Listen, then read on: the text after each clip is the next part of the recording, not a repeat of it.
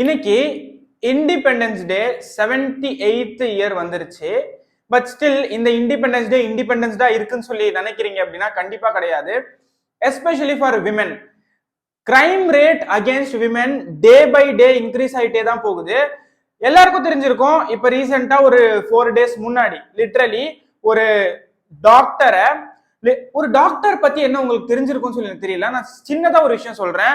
12th வரையும் படிச்சுட்டு 12th NEET exam clear பண்ண முடியல அப்படின்னா 2 வருஷம் இல்ல 3 வருஷம் டிராப் எடுத்துட்டு 1 வருஷம் இல்ல திருப்பி டிராப் எடுத்துட்டு அதில் நீட் எக்ஸாம் கிளியர் பண்ணிட்டு அந்த எம்பிபிஎஸ் காலேஜ் உள்ள போய் வருஷம் யூனிவர்சிட்டிக்கு உட்காந்து மாங்குன்னு படிச்சு நைட்டு பகல்னு படிச்சு தூக்கம் இல்லாம கண்ணுல ஃபுல்லா டார்க் சர்க்கிள்ஸ் வந்து படிச்சு அதுக்கு அடுத்து அவங்க அந்த நீட் பிஜி எக்ஸாம் கிளியர் பண்றதுக்குள்ள பாதி உசுறு போயிடும். அந்த பாதி உசுறு போனதுக்கு அப்புறமா நீட் பிஜி கிளியர் பண்ணிட்டு அந்த சீட்டை வாங்கிட்டு அந்த சீட்டும் கிடைச்சதுக்கு அப்புறமா அங்கே போன ரெசிடென்சின்னு சொல்லி ஒரு இதுல உள்ள போயிட்டு 36 மணி நேரம் நீ வந்து ஹாஸ்பிட்டல்லயே இருக்கணும்னு சொல்லி டியூட்டி போட்டு சாவடிச்சு வாரத்துக்கு நார்மலா ஐடி ப்ரொஃபஷன் ஒரு நாளைக்கு 8 to 10 hour ஒர்க் பண்ற இடத்துல வாரத்துக்கு 100 hour ஒர்க் பண்ற ஒரு ஜாப் தான் மெடிக்கல் ப்ரொஃபஷன்.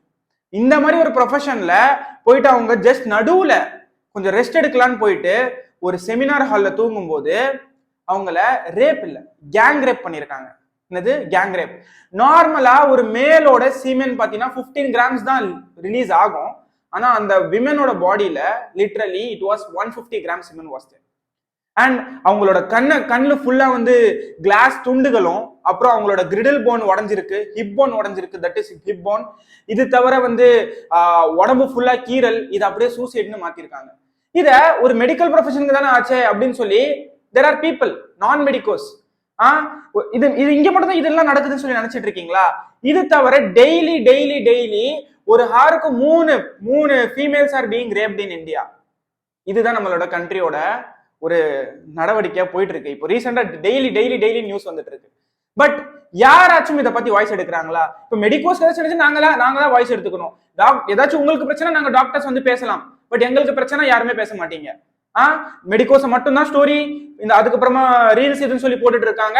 சோசியல் மீடியாவோட பவர் யாருக்குமே சோசியல் மீடியாவோட பவரே தெரியல. இங்க you can do many things with social media here literally.